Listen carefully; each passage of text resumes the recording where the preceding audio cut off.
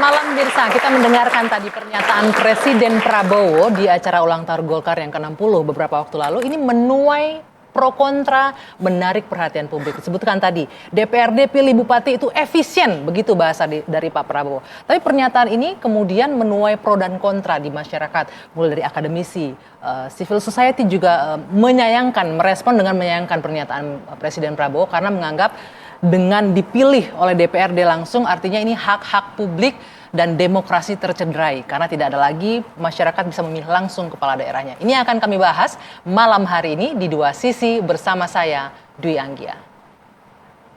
Kita berpikir, mari kita tanya, apa sistem ini berapa puluh triliun habis dalam 1-2 hari dari negara maupun dari tokoh-tokoh politik masing-masing.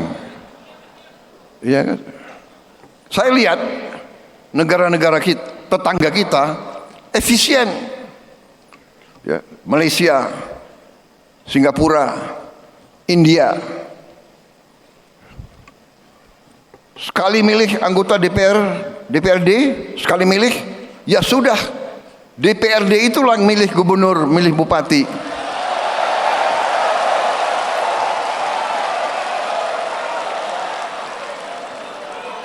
Efisien, nggak keluar duit, kayak kita kaya, bener nggak? Uang yang bisa beri makan anak-anak kita, uang yang bisa perbaiki sekolah, uang yang bisa perbaiki irigasi, uang yang bisa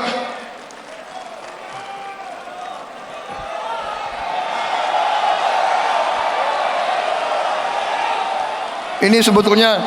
Begitu banyak ketua umum partai di sini, sebenarnya kita bisa putuskan malam hari ini juga. Gimana?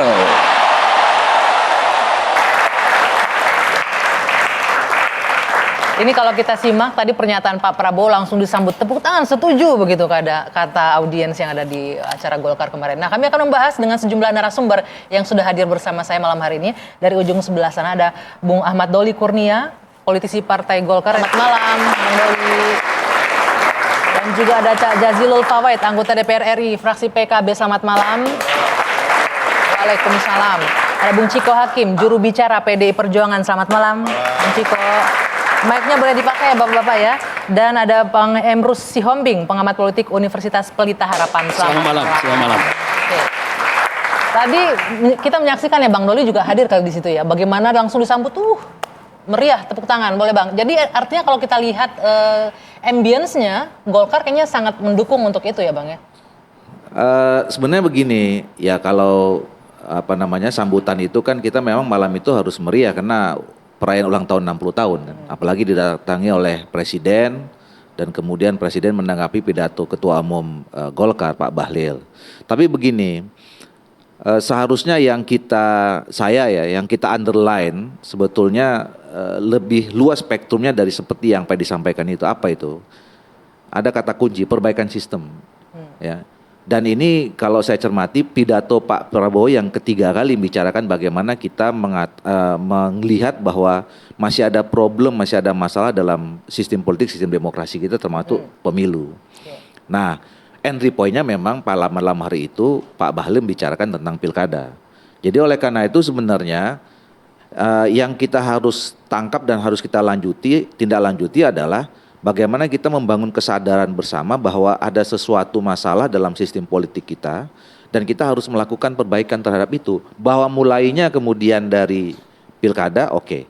Nah, perbaikan sistemnya artinya harus dipilih langsung nih kepala daerah DPRD. Nanti setelah itu harus dimulai. Kalau sudah terbangun kesadaran, kita harus mulai dari evaluasi apa sih yang salah. Nah, salah satu yang dikemukakan di situ kan politik biaya tinggi, ya. Nah, politik biaya tinggi ini ada dua menurut saya. Satu, kalau bicara tentang penyelenggaraan, memang mahal. Tapi menurut saya itu no issue, karena itu konsekuensi kita sebagai negara yang memilih demokrasi. Jadi pemilu biayanya puluhan triliun, pilkada biayanya puluhan triliun, ya itu konsekuensi kita sebagai negara demokrasi. Tapi yang mengkhawatirkan saya adalah politik biaya tinggi di luar biaya formal itu. Apa tuh biasanya itu di luar biaya formal? Politik moral hazard pemilu, ya, praktek-praktek moral hazard pemilu, money politics, vote buying, kemudian Mahar politik juga masuk nggak di situ? political transaksional, Oke. gitu. Nah ini yang jadi problem kan. Kalau ini dibiarkan terus, ini yang akan jadi menjadi penyakit merusak moral bangsa kita. Gitu Sebentar, ya. Nah, ini saya catat ini Bang, berarti isunya lebih kepada evaluasi sistem pemilu. Saya ke Bang sebentar. Ciko. Bahwa kan kemarin itu Pak Prabowo sebetulnya tidak ada statement imperatif kita harus itu. Dia ambil contoh di Singapura, Malaysia, India yang sistem kita ini berbeda, sistem pemerintahnya. sistem, Di sana parlementer, parlementer, semuanya kita harus melalui presidensial nggak DPR. cocok kan di sini. Gitu Iya, loh. Nah, oke. kita belum tentu sama. Jadi itu salah satu opsi yang nanti Oke. betul kajian Baik. lebih mendalam. Baik, Bang Ciko, ini jadi yang ditekankan, yang dimaksud tadi Bung Doli dari persepsinya dia adalah ini yang dievaluasi adalah sistemnya. Jadi bukan sekedar memilih langsung DPRD milih kepala daerahnya, nggak ke sana. Anda menilai ini gimana? Saya sebenarnya agak-agak mirip apa yang disampaikan oleh abang saya, Bang Doli Sepakat tadi. berarti sistemnya dievaluasi. Ada evaluasi yang memang harus dilakukan secara menyeluruh terkait dengan sistem pemilu kita, sistem pemerintahan kita, sistem pemilihan, dan juga bagaimana proses itu, bagaimana penyelenggara itu bisa untuk kemudian lebih ketat lagi dalam mengawasi pemilu dan ada sanksi-sanksi yang lebih berat. Tadi kan permasalahannya tadi yang pertama bila dibilang biaya mahal terkait penyelenggaraan itu mahal dalam artian mengambil dari APBN itu memang adalah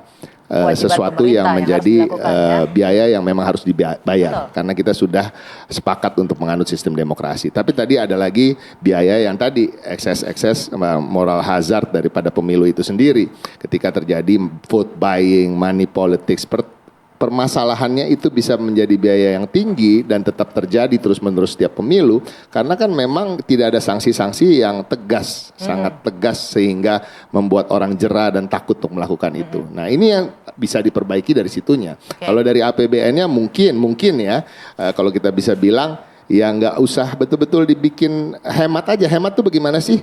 Nah, KPU-nya, let's say komisionernya tidak harus punya mobil 3 kan? Gitu, Mobil dengan dinasnya ada 5 3 tahun dengan sudah harga harus di atas dipenuhi, ya. 700 juta semua barunya. Nah ini kan suatu hal yang juga kenapa harus 3, iya kan gitu. Nah jadi banyak yang bisa kita pretelin dari budgeting itu sendiri. Oke, Nah Bang Ciko, maaf saya potong. Pernyataan Pak Prabowo adalah kalau dipilih langsung oleh DPRD ini kan lebih efisien, nggak ada lagi biaya ini itu. Menjamin nggak akan ada juga biaya Nah, yang lupa seperti yang dibahas, Bang Doli bilang. itu kan adalah basic rights dari demokrasi itu sendiri bagi warga dan masyarakat. Apa sih basic rights dari demokrasi? Ya rights to vote, hak untuk memilih. Betul. Dan ini terlalu besar untuk kemudian diubah tanpa ada intro dulu ke masyarakat di pemilu sebelumnya.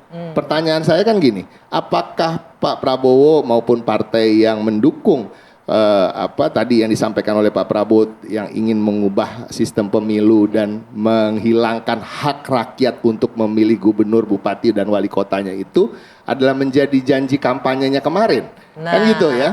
Nah, oke. kalau itu transparan ketika itu dijanjikan kemudian partainya dipilih, yang monggo. Nah, itu adalah bagian dari pengetahuan si pemilih knowingly secara sadar bahwa dia telah memilih presiden maupun partai politik yang akan meniadakan hak memilih gubernur, bupati, dan wali Oke, kota. dari koalisi kemarin ada janji itu nggak ada ya? Kan nggak ada kan untuk janji menghilangkan one man one vote? Bang, ada nggak Bang? Ini menarik nih yang disampaikan Bang Ciko ini.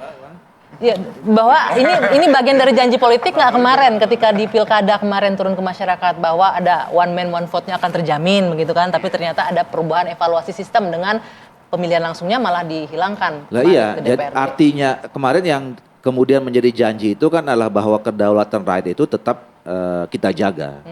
Nah, persoalannya kan tafsir nih, ya kan? Kalau misalnya kita bicara tentang Undang-Undang 45, pemilihan kepala daerah itu dilakukan secara demokratis. Nah, demokratis itu kan bisa langsung, bisa tidak langsung. Tapi putusan MK kan demokratis itu disebutkan bahwa memilih langsung. Masyarakat punya hak untuk memilih langsung. Lah iya, nah makanya menurut saya tadi jangan kita persempit, jangan kita simplifikasi bahwa kemudian tiba-tiba dalam satu malam kita udah sepakat kalau kita bilang ada masalah, kita memperbaiki, terus kemudian kita cari opsi cuma satu. Karena belum tentu masalah cuma itu. Misalnya tadi itu ya, politik biaya tinggi itu kan cuma salah satu yang masalah yang baru teridentifikasi. Oke. Dan jawabannya betul kayak tadi sampaikan. Kalau misalnya praktek-praktek yang tadi, apakah kemudian masalahnya apakah bisa terjawab dengan memindahkan dari langsung rakyat ke DPRD? Jangan-jangan tadi masalahnya ada soal problem di penyelenggaraan pemilunya, ada pengawasannya. Misalnya tadi ya soal praktik-praktik tadi. Kita harus jujur mengatakan, baik di Undang-Undang Nomor 7 2017 tentang pemilu maupun Undang 10 2016 tentang pilkada, itu kita sangat minim bicara tentang soal pelanggaran, sanksinya dan segala macam, minim sekali.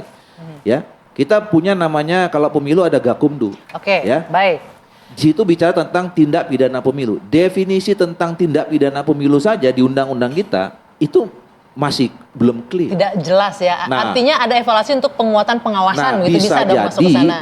nanti mungkin itu menjadi salah satu opsi penyelesaian masalah politik biaya tinggi di samping variabel yang lain. Tahan dulu Bang, baik. Nah ini menarik lagi, tadi Anda bilang ada isu moral hazard, tidak hanya anggaran yang dikeluarkan pemerintah, tapi ada uang-uang lain yang beredar. Ya. Apakah dengan memindahkan ke DPRD, dijamin itu nggak ada lagi terjadi? Nanti kita bahas ya, kita jeda dulu sejenak. Dua sisi akan kembali, kita lihat lagi.